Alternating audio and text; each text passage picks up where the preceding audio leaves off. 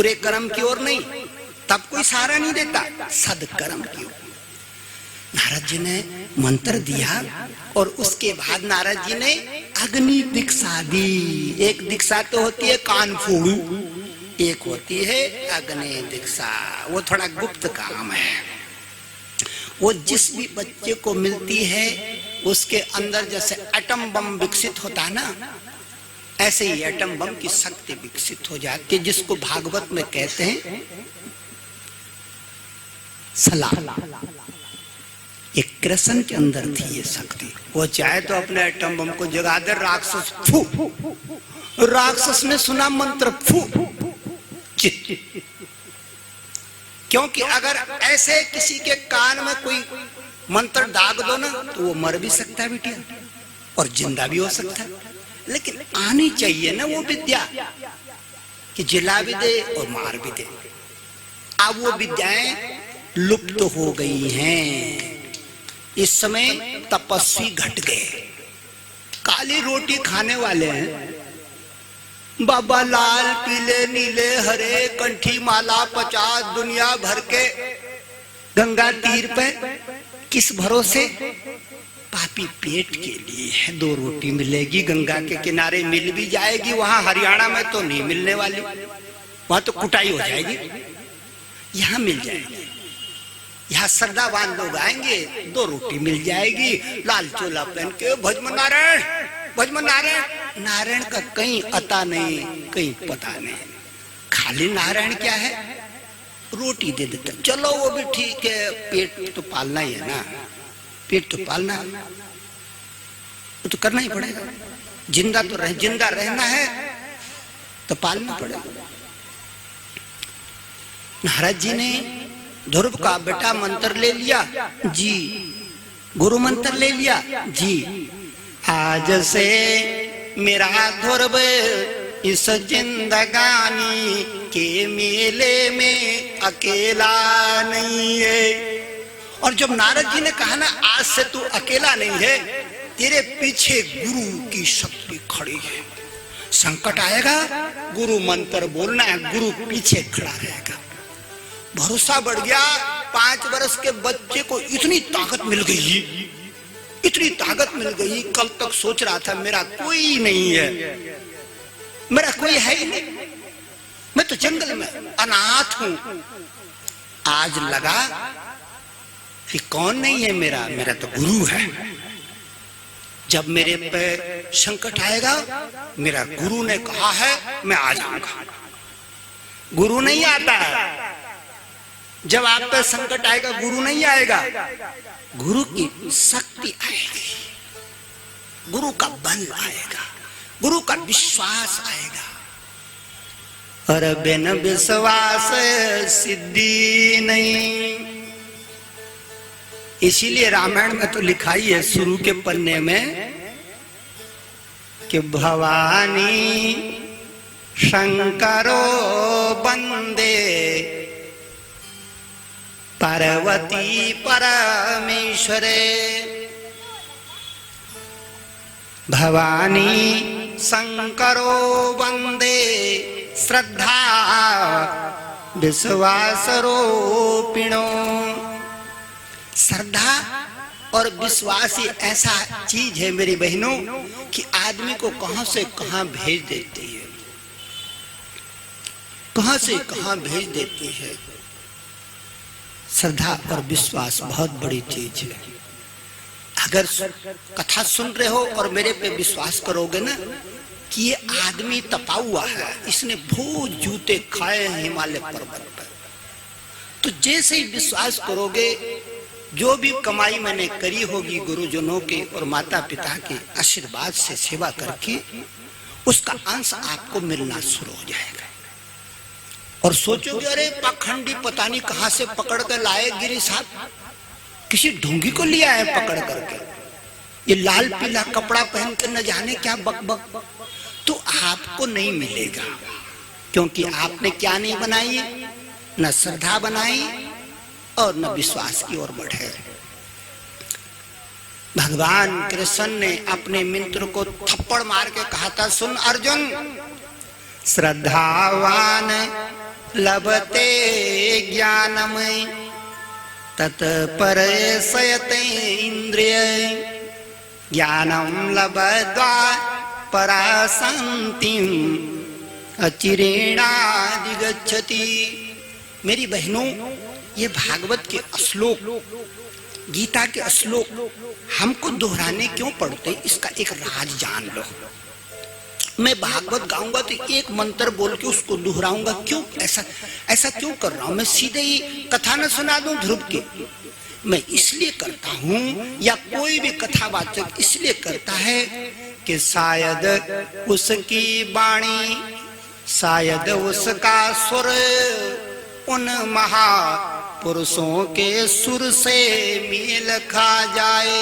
उनके गीत को जब हम जूठा अपनी जबान से चबाते हैं ना, हम कोई व्यास थोड़ी है, न सुखदेव मुनि है, न नारद जी है, न हम उस श्रेणी में आते। लेकिन हम क्या करते हैं कि उनके जूठे गीतों को, सुखदेव मुनि के जूठे गीतों को अपनी इस जबान में चबाने लगते हैं, गाने लगते हैं, बोलने लगते हैं। तो उससे क्या होता है कि हमारा सुर उनके सुर से मेल खाने की संभावना बढ़ जाती है। और जिस दिन हमारा स्वर सुखमुनि के सुर से मेल खा जाए, समझना 5000 पुरानी कथा फिर शुरू होने लगी है। अरे आदमी तो शरीर ही तो मरता है ना, आत्मा तो नहीं मरती, वो तो अजर अमर है। तो मेरी बहनों, इसलिए ये भागवत के छंद बोलने पड़ते हैं। ये श्लोक को क्या कहते हैं? छंद। ये मंत्र है, ये छंद है। और छंद अलग अलग होते हैं। किसी को लाल छंद पसंद, किसी को पीला छंद पसंद, किसी को हरा छंद पसंद। अपनी अपनी इस भागवत कथा के अंदर तकरीबन 64 प्रकार के छंद हैं। गुरुजी ने कहा, ध्रुव बेटा अब मेरी बात सुन, मेरा आशीर्वाद ले और जा। कहाँ जाऊं गुरुजी, कहाँ जाऊं? नारद जी मार्ग बता रहे हैं भगवान को पाने का, और नारद जी को नहीं बता रहे, हमको भी बता रहे हैं।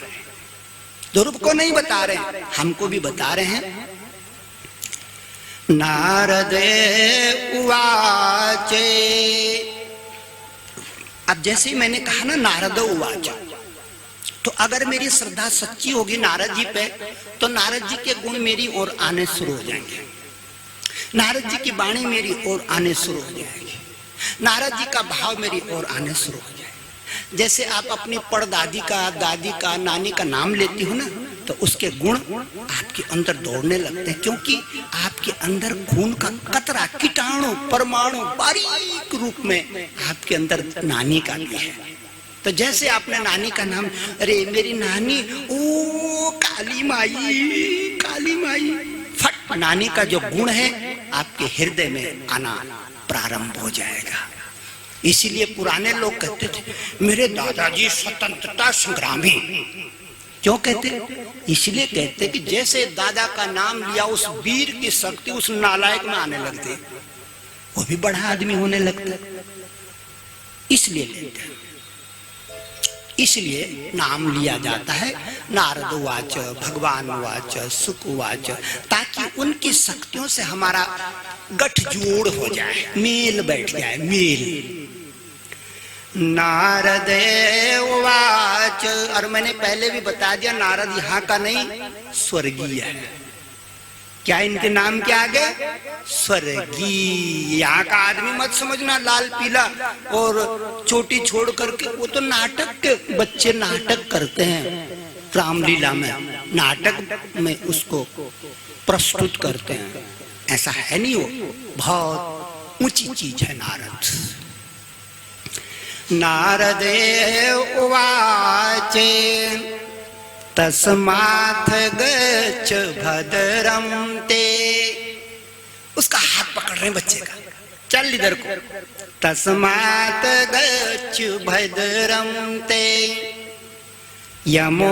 यमुनायास्तटं शुभं पुण्यं मधुबनम यत्र नित्यम सन्निहितो हरि। बेटा ये जो सामने जमुना है ना, इसका किनारा पकड़ ले, कोई नहीं जाना, किनारे किनारे तीर तीर तीर तीर तीर तीर जा। तस्मात् गच्छ भद्रं ते यमुनायास्तटं शुभं पुण्यं मधुबनं यत्र नित्यं सन्निहितो हरि। तीर तीर जाना मेरे लाल, जमुना का किनारा पकड़ना है। और जमुना के किनारे जाते जाते जाते जाते मिलेगा मधुबने। और जब मधुबन मिलेगा वहां रुक जाना, वहां आगे मत बैठना, आगे मत जाना, वहां पे स्थिर हो जाना। गुरुजी मेरे को क्या पता लगेगा, मैं बच्चा 5 वर्ष का, कि मधुबन आ गया? मैं कैसे जानूंगा, कैसे पहचानूंगा कि मधुबन आ गया? हाँ, नारद जी कहते हैं हाँ ये बात सही है।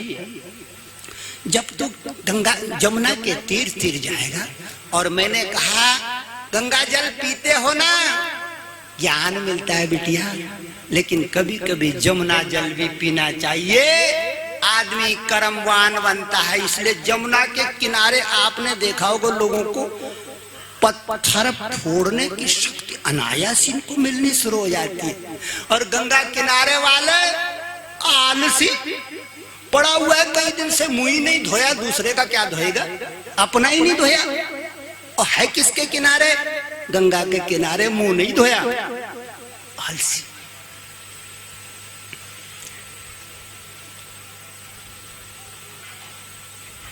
अब क्या हुआ? नारद जी कहते हैं तस्मात् गच्छ भद्रं ते यमुनायास्तटं शुभं पुण्यं मधुबनं यत्र नित्यं सन्निहितो हरि।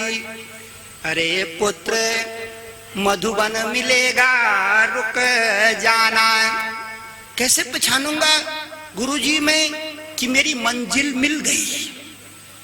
नारद मुनि कहते हैं जो जब तू उस स्थान पे पहुंचेगा तो स्थान अपनी उपस्थिति दर्ज करेगा, स्थान बताएगा मैं क्या हूं। मसान घाट में जाते हो, मसान बताता है कि मैं क्या हूं। पवित्र जगह पे जाते हो, स्थान बताता है कि मैं क्या हूं। स्थान स्थान के गुण धर्म और परमाणु भिन्न भिन्न होते हैं, भिन्न भिन्न हुआ करते हैं। नारद जी कहते हैं जब तो जाएगा पुत्र मधुबन में, अरे जहां पर पंखेरो गीत गाते हुएंगे, मधु चुआते हुए टप टप शहद चुंगा रहे होंगे पंखेरू गीत गाकर, कुहू कुहू। अरे वहां पर पशु पक्षी नृत्य लगा रहे होंगे, फूल खिले होंगे अनमना भांति। उस स्थान पे जाकर के तेरा मन बाग बाग हो जाएगा, चित्त प्रसन्न हो जाएगा। वहां रुक जाना और गुरु को बताए हुए रास्ते को उजागर करना, गुरु मंत्र का सुमिरन करना। नारद जी चले गए, ध्रुव चलते चलते चलते मधुबन में पहुंच गया। क्या देखता है कि चारों ओर फूल खिले हैं, हरियाली है, पंखेरू गीत गा रहे हैं, प्रकृति मुस्कुरा रही है। और ऐसी जगह पे जब प्रकृति मुस्कुरा रही हो मेरी बहनों, ध्यान करने से बल बढ़ता है। वहां पे ध्यान करने से शक्ति बढ़ती है, आनंद मिलता है। ध्रुव वही खड़ा हो गया और गुरु के दिए हुए मार्ग को अनुसरण करने लगा। ओम नमो भगवते वासुदेवाय। इस मंत्र को जगने से क्या होता है, आदमी की भूख कम होने लगती है, आदमी का खाना कम हो जाता है। कभी भी देखना मेरे भाइयों, अगर 2-4 दिन इस मंत्र को जप दोगे, आपका खाना आधा हो जाएगा। 4 रोटी खाते हो 2 में आ जाओगे। ये इसका लक्षण है। शरीर की मांग घट जाती है और आत्मा की मांग बढ़ जाती है। ध्रुव ने मंत्र जपना शुरू किया। शाम को भूख लग गई, बच्चा ही तो ठहरा ना, बच्चा भूख लग गई। फल फूल खा करके, जमुना जी का पानी पी करके फिर कुछ देर सोया रहा। सवेरे फिर लग गया ओम नमो भगवते वासु।